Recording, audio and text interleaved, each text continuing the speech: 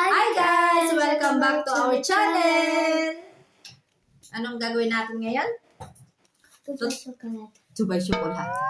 So today's video ay mag-aano kami ng Dubai chocolate. So yan.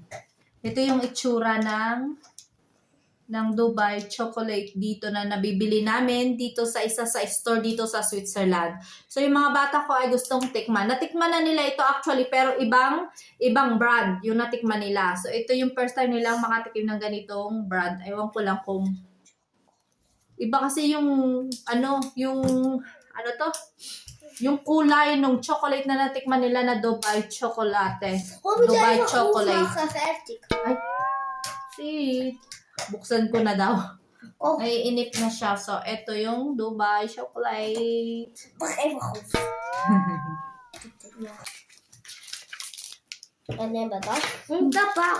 Mataba.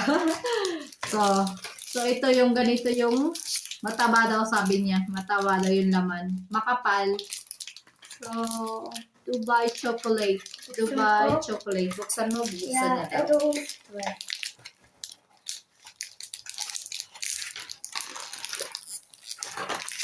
So, tikman natin kung masarap Nasira na, mami. Ha? Nasira na daw.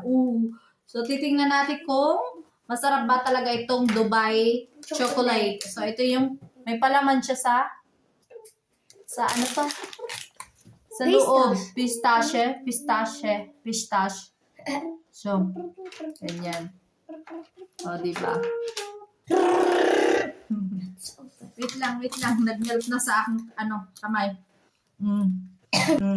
So, nag-melt na siya sa aking kamay kasi.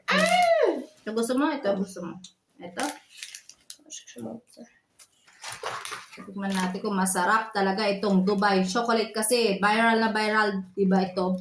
So, ngayon ko lang ito matitikman. So, tikman natin kung masarap.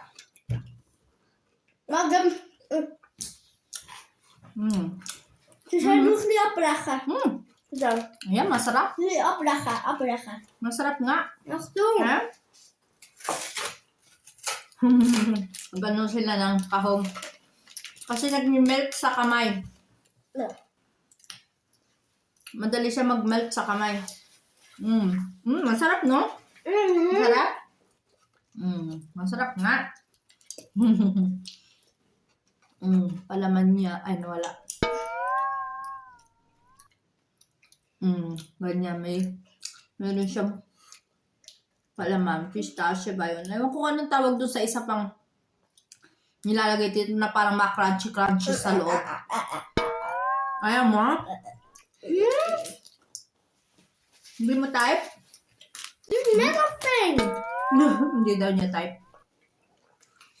Hindi niya type. Ayan mo? Pupunta. Tumusot na siya sa ilalim ng lamesa. Hindi daw niya masyadong type. Pero masarap. Masarap siya. Medyo mahal nga lang. Ang mahal lang bili ko dito. Musid nandun. Nugasan niya yung bibig niya dun. Kasi hindi siya nasarapan. Hindi niya type. Pero masarap siya ha. Masarap talaga. Hindi. Uminom na siya ng tubig. Hindi masarap? Masarap kaya? Hindi daw masarap. Masarap. So, masarap talaga siya. So, yun nga pala.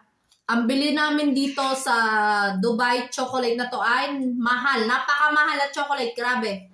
So, 12 francs to 13 francs. Itong ganitong isang bar, isang chocolate na ganito. So, mahal. Napakamahal para sa amin.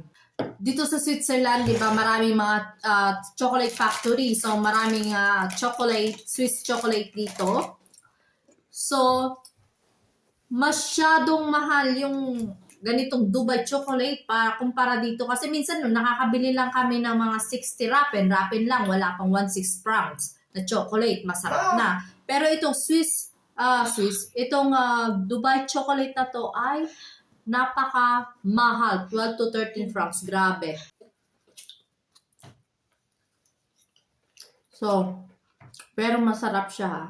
Yun nga lang. Madali siya mag-melt. Yung last time yung chocolate, ang hot. Mag-melt sa kamay. Kasi siya hot. Kasi Yung last time, Ja. chocolate. hot and trocken. Vet du waarom? Ik had glurde i natten. Frikor. Yung last time doon na natikman nila na ganito rin, pero iba yung kulay. Matigas to at saka dry daw yung palaman. Kasi nilagay ng nila sa ref. Kaya medyo tumigas siya. Pero ang sarap niya. In fairness, masarap. Pa? Tubig. Tubig.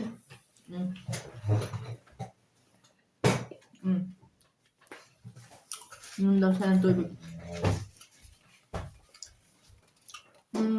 Sarap.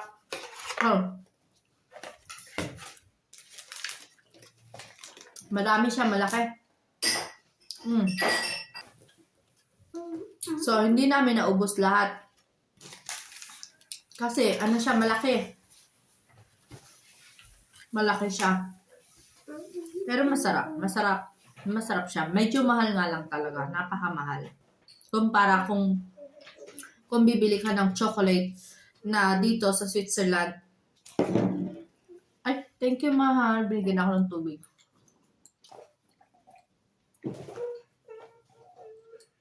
So, nakakauhaw after kumain ng chocolate, nakakauhaw. Grabe. So, yun nga. Mahal talaga yung chocolate niya kumpara doon sa mga chocolate dito na nabibili namin na mura lang.